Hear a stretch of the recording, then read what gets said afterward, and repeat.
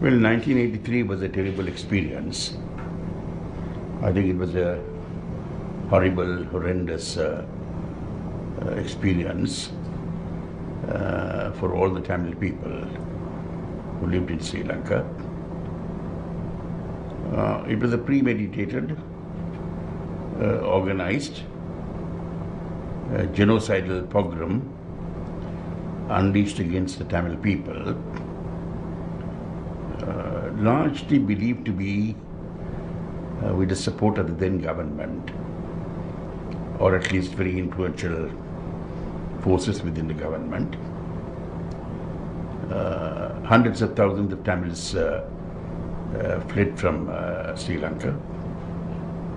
A large number of Tamils were slaughtered. Many more were injured. And Tamil-owned properties and assets were destroyed. Government law enforcement machinery was completely paralyzed. And the Tamil people were not afforded any protection. They were compelled to seek refuge in temples and churches and public buildings. I must say that there were many Sinhalese friends who also helped these Tamil people in distress. Eventually, I think things somewhat subsided when the then Prime Minister of India, Srimati Indira Gandhi, sent a foreign minister on a visit to Sri Lanka. And thereafter the Tamil people were transported by public transport to both the northern and eastern provinces, to places like Jaffna and Vikalpa and Trincomalee for some time.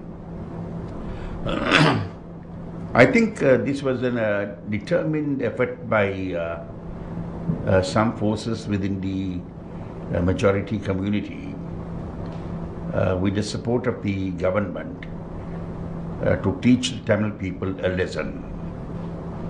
Because the Tamil people had been demanding genuine power sharing arrangements.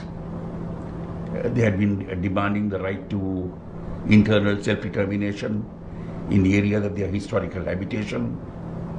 They initially demanded a federal arrangement, and when a federal arrangement was not forthcoming, and the government by both the 1972 and 1978 constitutions introduced a unitary system of government, there was a demand for a separate state by the TULF for the restoration of the sovereignty of the Tamil people, which they had lost to alien colonial conquerors a long time ago. And since the Tamil people were constantly agitating for substantial self-rule in their areas, I think this was a determined effort on the part of certain forces within the majority community, backed by, if not the whole government, at least some influential sections within the government, to teach the Tamil people a good lesson. But the struggle has continued even after that. And the struggle has continued during the past 25 years.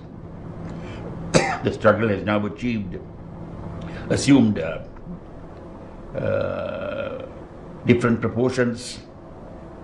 It was initially a peaceful, non-violent struggle. It has today become an armed struggle. And the government is engaged in waging a ferocious war against the LTTE in an effort to marginalize the LTTE and to conquer the territories under their control. But the fact remains that the Sri Lankan state has not yet been able to address the Tamil question in a realistic way, politically. Carrying on a military operation against the LTTE and weakening the LTTE militarily is not going to be a solution to the Tamil problem. A solution to the Tamil problem has got to be a political solution, as prevails in other countries, in several countries the world over. A country like Canada, which has a linguistic diversity, has a constitution which accommodates such diversity. A country like Switzerland, where different peoples live, accommodates such diversity. Even a country like India accommodates such diversity. So this Tamil problem can only be solved by the Sri Lankan state realizing that legitimate Tamil aspirations have got to be politically provided for. And these legitimate Tamil aspirations are the right to internal self-determination in the areas which they have historically inhabited. It is acknowledged and accepted that the Tamil-speaking people have historically inhabited the northern and eastern provinces, the northeastern part of this country. So I do not think the pursuit of a military solution can be an effective solution to this problem.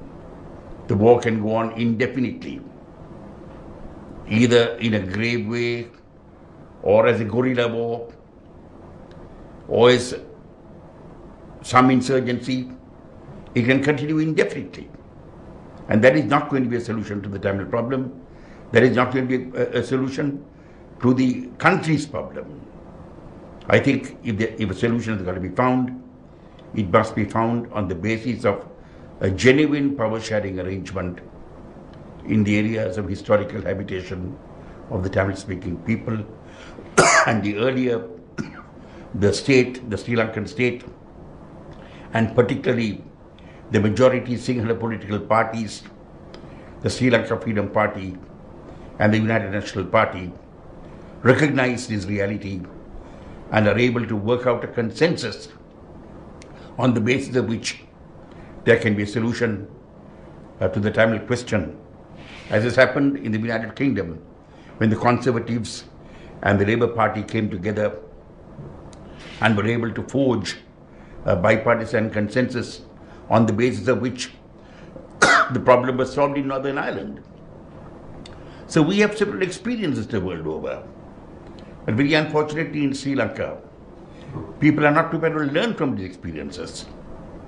People get disturbed by some extremist cries that are raised by others who do not command the support of the people in this country. The people in this country, by and large, want peace. Whether it be the Sinhala people, the Tamil people, or the Muslim people. And if therefore the two major parties can realize that in order to achieve peace, they need to work together on a common program, and if they can forge something which will be acceptable to the Tamil-speaking people from the point of view of recognizing the right to internal self-determination in the northeastern region, in the areas of their historical habitation, I think there can be a solution to this problem. Violence is certainly not the way out. Whether it be violence by some individuals, or by some groups, or by the state, or by an armed organization, that is not going to be the way out. That can never be a solution to the problem. It can only make the problem worse. Therefore, all moderate, sensible, right-thinking people in this country would like to call upon the state and would like to call upon the major political players in this country to come together and forge a political solution on the basis of consensus.